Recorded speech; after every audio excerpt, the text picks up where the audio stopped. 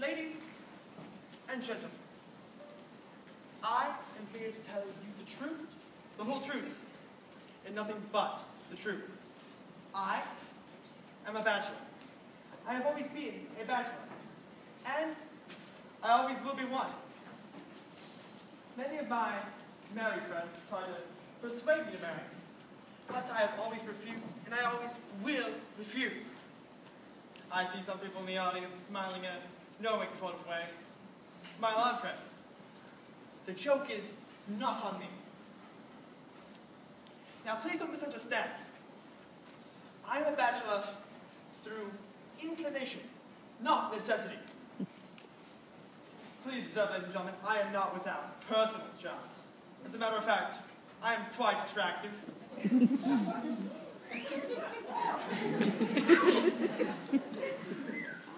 I always impress women.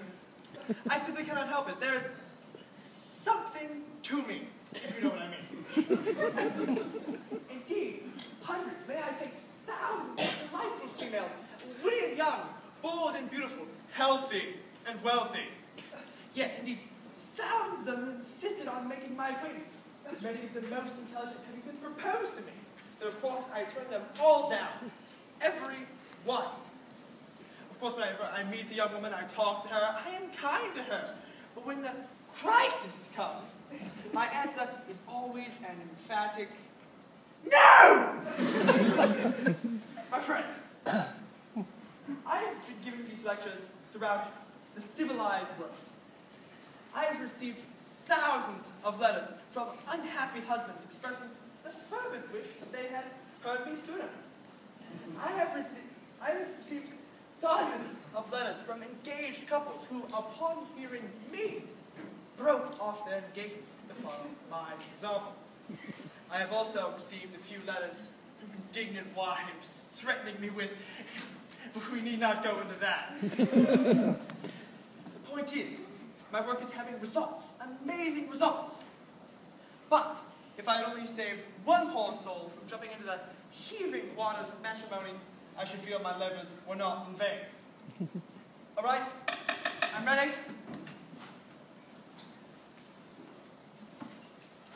Ladies and gentlemen, though not a married man myself, I have been a serious student of married life for a number of years.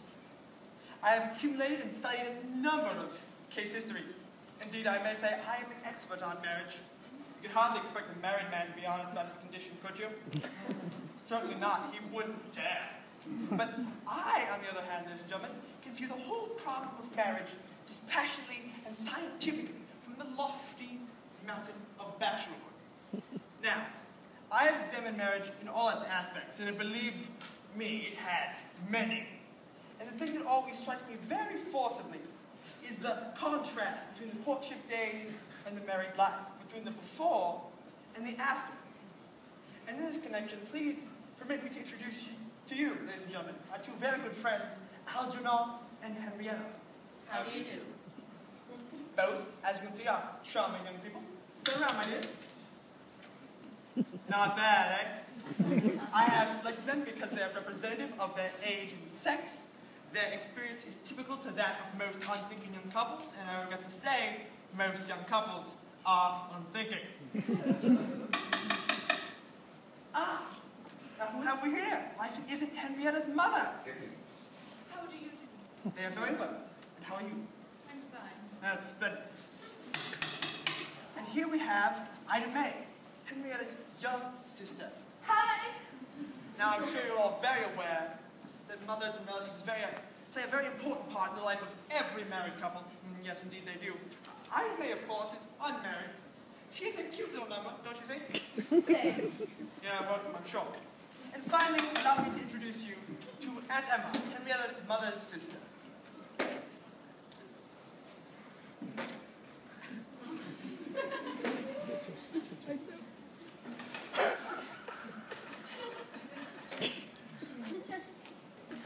Aunt Emma, Henrietta's mother's sister.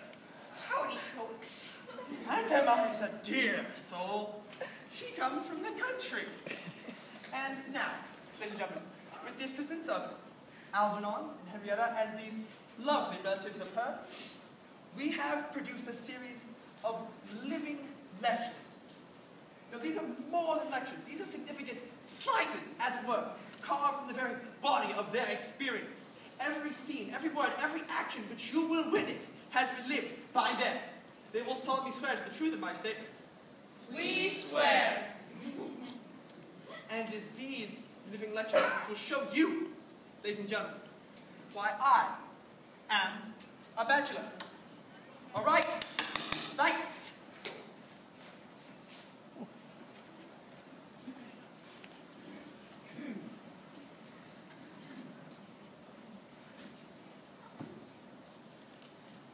Lights off.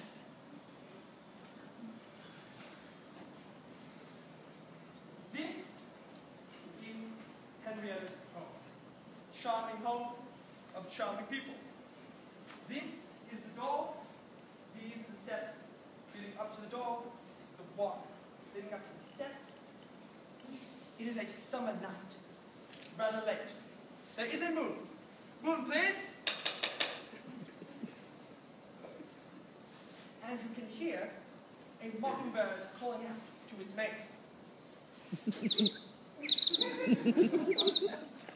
Very pretty. In fact, it is just these kinds of occasions which are so dangerous to the young. Now, Algernon is driving Henrietta home from a dance in a car that he has borrowed from his father without father's permission. The car approaches. The car stops. Algernon is helping Henrietta out of the car, very tenderly, of course. You see, they are just engaged. They enter and speak for themselves. Algie, how could you? I'm in love. Well, don't you dare do it again. Didn't you like it, Henrietta? Oh, Algie. I bet you did. What's the difference anyway? We're going to be married next month, aren't we? Next month, isn't it just too wonderful? The most wonderful day in the world! Gosh, I'm happy. Not so loud, Algie. What's the matter? It's late. They'll waken the whole neighborhood. They'll think we're drunk. I am drunk. Drunk with love. Oodles. And you'll always love me, always? Henrietta? Will you? Of course, dears. How can I help it? You'll never be unkind or quarrel with me or Anna or Abigail or with Mother? Never. Never in the whole world. You're so sweet. Your mother's a perfect lamb. Aunt Emma's a darling. Your sister's adorable. And you're the prettiest, most perfectest, adorable little... Just a moment, Algie. There's something I'd like to explain. Ladies and gentlemen, you understand that Algernon is not really lying. In fact, he means every word he says. Henrietta is just as sincere. It's the night, the moon, the inexperience of youth putting these ideas in their heads. They don't realize that never and always been a pretty long time, especially once one's married. All right, continue. Isn't it a wonderful night? A night is made for love. Look at that gorgeous moon. She's in love with the earth, Henrietta. And listen to the mockingbird. He's singing with love. Everything's so perfectly lovely. That's because we're in love. What time is it, Algie? 10 minutes to 10. Oh, so late I must leave. No, don't go yet. What's the hurry?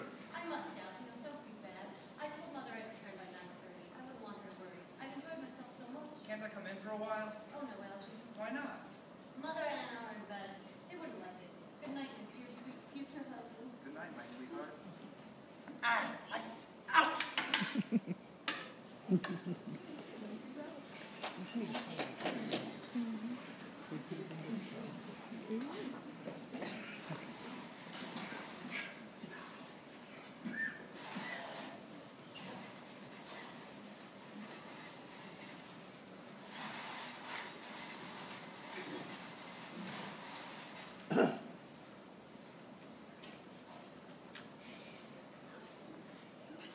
Let's all.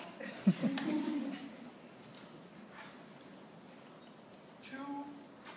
years have passed. Algernon and Henrietta are now married. They live together in a little cottage with Henrietta's mother, Henrietta's sister, May, and Emma. Algernon has a good job. and Henrietta and her relatives look after the house. Now, this is Algernone's home. Charming couple, and a few other charming people. This is the door, the steps leading up to the door, and the walk leading up to the steps. It is a summer night again. Rather late again. There is a full moon. Again, ready for the moon. And you can still hear that mockingbird.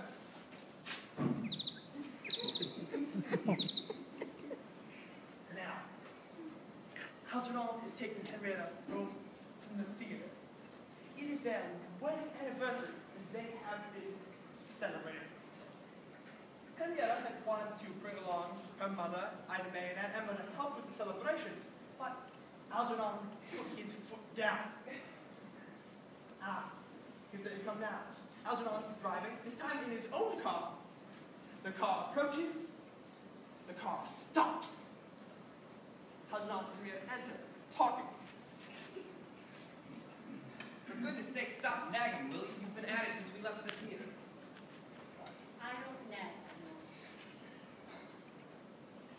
Well, we did at the theater. I was trying to be just, Algernon. You do like. Where's that glass of key? Somebody would strangle that bird. Algernon, will you do me a favor? Well, what is it? Please don't pick your teeth in the theater. You don't know how it embarrasses me. Did you see the way that young woman was looking at you? The habit is too revolting. For the love of Mike, can't imagine anything that gives him pleasure anymore? Not if you discuss other people. Well, other people discuss me. How would you talk? Listen here, Henrietta, I am getting sick and tired of it. I can't do a damn thing anymore without being nagged at. First it's you, then it's your Aunt Emma, then Ida May, then your mother. I forbid you to speak to my mother. Why does she always interfere? Can you tell me that, you old cow? Algernon? Whenever I open my mouth, she has to butt right in.